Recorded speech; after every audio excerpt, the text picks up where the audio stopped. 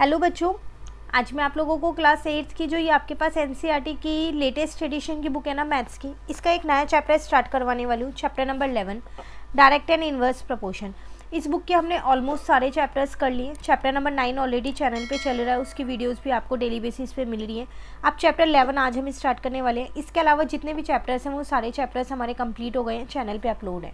ठीक है, देखिए सॉरी, सबसे पहली बात मैं आपको एक छोटा सा कंसेप्ट बताने वाली हूँ कि डायरेक्ट और इन्वर्स प्रपोर्शन होता क्या है। उसके बाद हम इसके एग्जांपल शुरू करेंगे। नाम बता रहा है डायरेक्ट। डायरेक्ट मतलब जिसके साथ डायरेक्ट रिलेशन हो, मतलब अगर एक चीज़ बढ़ रही है तो दूसरी चीज़ भी बढ़ेगी, और अगर एक चीज़ घट रही है तो दूसरी चीज़ भी घटेगी। अगर मैं आपको एक छोटा सा एग्जाम्पल दूँ, अगर आप एक गिलास दूध लेते हैं तो उसमें अगर आप 1 चम्मच चीनी डालते हो, तो अगर आप 2 गिलास दूध लोगे तो 2 चम्मच चीनी डालोगे ना।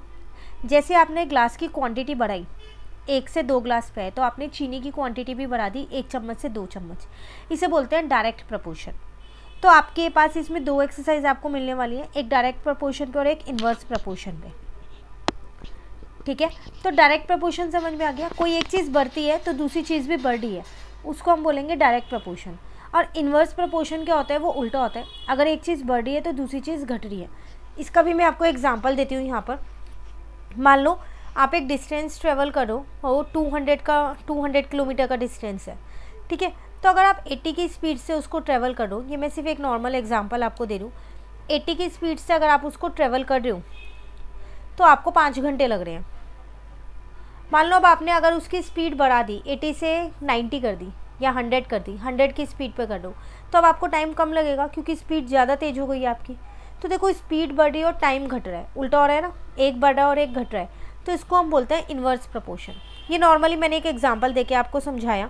ऐसे और भी बहुत सारे एग्जांपल और क्वेश्चंस हैं जिसमें आप ये खुद बता सकते हो कि वो डायरेक्ट प्रपोर्शन है या इन्वर्स प्रपोर्शन है। दोनों को करने का अपना अपना एक तरीका है। सारे क्वेश्चन डायरेक्ट प्रपोर्शन के एक मेथड से होंगे और इन्वर्स प्रपोर्शन के एक मेथड से होंगे। ठीक है, चलिए अब स्टार्ट करते हैं हम अपना एग्जाम्पल यहाँ पर। तो पेज नंबर 132 पे आप यहाँ पर एग्जाम्पल नंबर 1 है। देखो, क्वेश्चन में लिख के नहीं आएगा कि ये डायरेक्ट प्रपोर्शन का या इन्वर्स प्रपोर्शन का है, वो आपको देख के खुद पता लगाना होगा। क्लियर? आपसे कह रहे हैं the cost of 5 meter of a particular quantity of a cloth is 210। कह रहे 5 मीटर कपड़ा है, उसकी कॉस्ट है 210 रुपये। Tabulate the cost of 2, 4 and 10 and 13 meter of cloth of the same time. अगर आप यही सेम कपड़ा 2 मीटर, 4 मीटर, 10 मीटर या 13 मीटर लेते हो तो कितनी कॉस्ट आएगी, उसे टेबल फॉर्म में आपको बताना है। तो देखो, जितना ज़्यादा कपड़ा लोगे उतनी ज़्यादा कॉस्ट आएगी, जितना कम कपड़ा लोगे उतनी कम कॉस्ट आएगी। यही होगा। तो देख के पता चल रहा है कि ये डायरेक्ट प्रपोर्शन में है। तो इसमें डायरेक्ट प्रपोर्शन का मेथड लगेगा, वो मैं भी आपको बताने वाली हूँ कैसे लगेगा। टेबुलर फॉर्म में इसको इवेल्युएट करना है, पूरा सॉल्व करना है। तो चलिए हम इसको यहाँ पर लिख लेते हैं पहले। तो हमारे पास ये एग्जाम्पल नंबर 1 है। पेज नंबर है आपके पास 132, लेटेस्ट एडिशन वाली जो आर डी शर्मा एनसीईआरटी की बुक है उसका है। ठीक है, तो टेबल फॉर्म मैंने यहाँ पर बना ली। एक्स और वाई मैंने लिया, अभी मैं ऊपर मेंशन कर रही हूँ मैंने किसको एक्स लिया है और किसको वाई लिया है। 2 मीटर था, 4 मीटर था, 5 मीटर की मुझे गिवन थी यहाँ पर, 10 मीटर था और 13 मीटर था। ठीक है, सबसे पहली बात मैं आपको बता दूं, मैंने x को क्या लिया है, लेट किया है मैंने यहाँ पर, लेट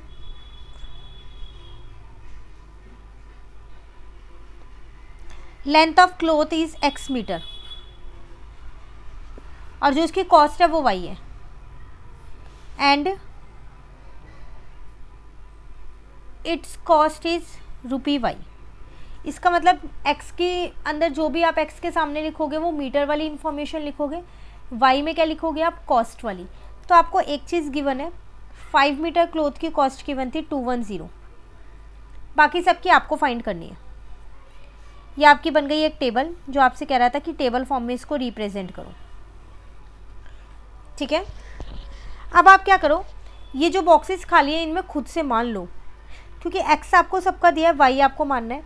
तो इसको मैंने y2 मान लिया, इसको y3 मान लिया, इसको y4 मान लिया और इसको y5 मान लिया। जो मुझे गिवन है उसको कुछ नहीं माना क्योंकि वो ऑलरेडी मुझे गिवन है।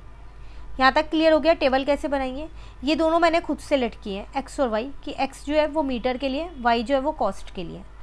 अब यहाँ पर हमने क्या किया, 5 जो है वो 5 मीटर है और y का जो है वो 210 उसकी कॉस्ट है, तो उसको मैं यहाँ पर लेट कर दूँ। फर्स्ट पार्ट मैंने यहाँ पर लेट कर लिया कि जो मेरा x1 है वो 5 है और जो मेरा y1 है वो कितना है, 210 है। हर पार्ट में यही दोनों सेम रहेंगे। अब पहले मैं इसकी कॉस्ट निकाल लूँ। देखो ये मैंने माना है अपना फर्स्ट पार्ट, ये माना है मैंने अपना सेकंड पार्ट, ये माना है मैंने अपना थर्ड पार्ट और ये माना है मैंने अपना फोर्थ पार्ट, क्योंकि आपको 4 चीज़ें निकालनी है, y2 y3 y4 y5, तो चारों को मैंने एक एक पार्ट मान लिया है। ठीक है, करेंगे कैसे वो देखो। पहले ये निकाल लें फर्स्ट पार्ट, तो x1 अपॉन में y1 इज इक्वल्स टू में हो जाएगा x2 अपॉन में y2। x1 y1 मैं आपको ऑलरेडी बता चुकी हूँ, 5 और 210 ही रहेगा। x2 ये वाला होगा क्योंकि इसके नीचे y2 है, तो ये हो जाएगा 2 अपॉन में y2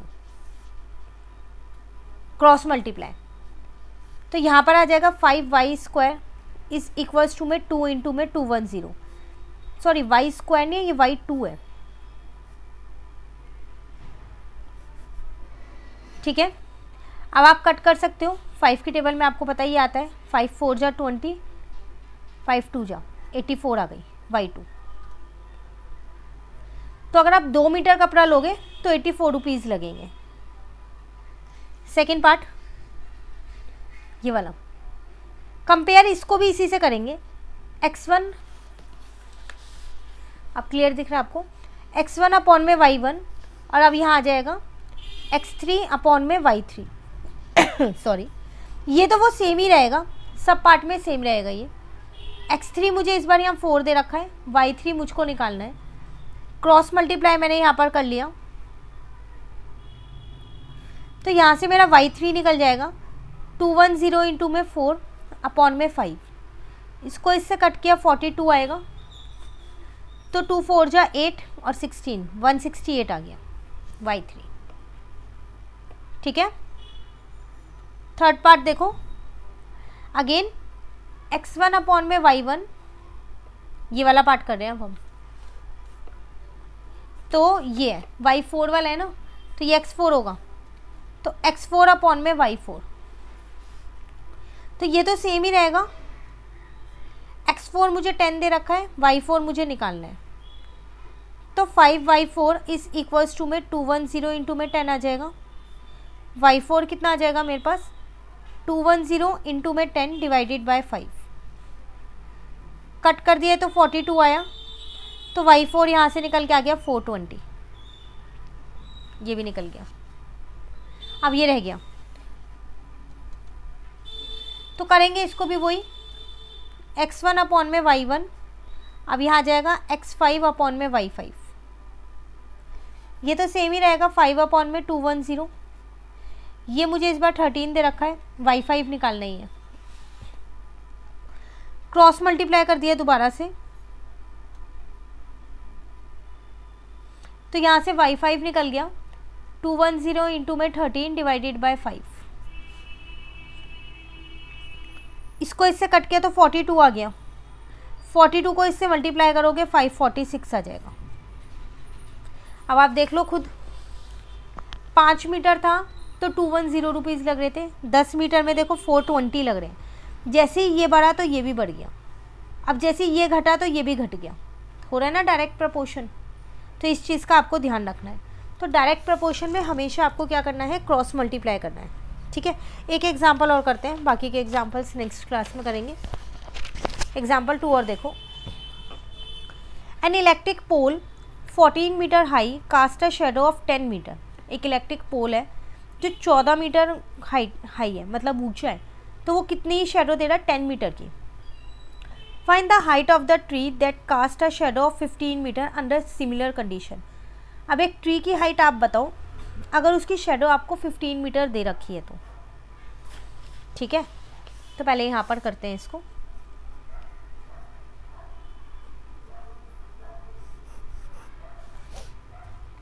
सबसे पहली बात, इसमें भी मुझे लेट करना पड़ेगा यहाँ पर, तो चलो मैंने यहाँ लेट कर लिया।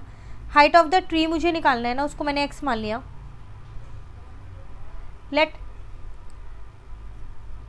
Height of the tree be x meter. ठीक है, अब टेबल फॉर्म में अगर हम बनाएं तो मैंने यहाँ पर लिखा हाइट ऑफ द ऑब्जेक्ट, जो भी ऑब्जेक्ट हो, पोल हो या फिर ट्री हो, कुछ भी हो, मीटर में उसकी हाइट होगी यहाँ पर। और यहाँ पर मैंने लिया यहाँ पर लेंथ ऑफ द शेडो। अब कोई ऑब्जेक्ट है उसकी लेंथ तो होगी होगी, वो भी आपके पास मीटर में ही होगी।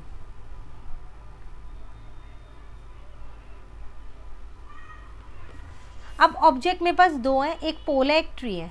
पोल की हाइट मुझे 14 दे रखी है, पर ट्री की हाइट मैंने x मानी है। याद रखना वो उसी वाले कॉलम में ही लिखना। ठीक है, शेडो मुझे पोल की 10 मीटर दे रखी है और जो ट्री है उसकी शेडो भी दे रखी है 15 मीटर। इसका मतलब मुझे x फाइंड करना है सीधा सीधा। देखो यहाँ शेडो कम है, यहाँ शेडो ज़्यादा है, तो जब शेडो ज़्यादा है तो उसकी हाइट भी ज़्यादा ही होगी किसी भी चीज़ की। अगर आप एक ऑब्जेक्ट इतना ले रहे हो तो उसकी शेडो इतनी आ रही है, पर अगर वो ऑब्जेक्ट इतना लोगे तो उसकी शेडो इतनी तो आएगी।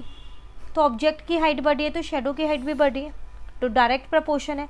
बस डायरेक्ट प्रपोर्शन में तो इक्वल में लिखो और क्रॉस मल्टीप्लाई कर दो, तो 14 इंटू 5 हो जाएगा और 10 इंटू में x हो जाएगा। यहाँ से x निकल जाएगा 14 इंटू में 15 डिवाइडेड बाय 10। 5 से काट दिया मैंने इसे, तो x मेरा कितना आ गया 21 मीटर। आप चाहो तो इसे x1 y1 x2 y2 लेके भी कर सकते हो, और आप चाहो तो इसे ऐसे डायरेक्ट भी कर सकते हो। तो सीधा सीधा आ गया मेरे पास यहाँ height of the tree is 21 meter. देख लो हाइट बढ़ी तो शेडो बढ़ गई।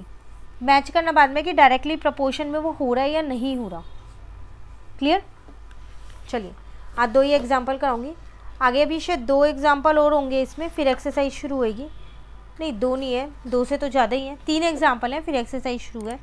नेक्स्ट क्लास में कंप्लीट कर लेंगे 2-3 एग्जाम्पल्स भी, फिर एक्सरसाइज करेंगे प्लस ट्राई दिस करेंगे। आज के इन 2 क्वेश्चंस में कहीं भी डाउट लगे पूछ लेना, ताकि जो भी डाउट हो वो क्लियर हो जाए और आगे हम जब करें तो आपको अच्छे से आ जाए। वीडियो अच्छी लगी आप इसे लाइक ज़रूर करना, फ्रेंड्स के साथ भी इन वीडियोज़ को ज़रूर शेयर कीजिएगा। Thank you.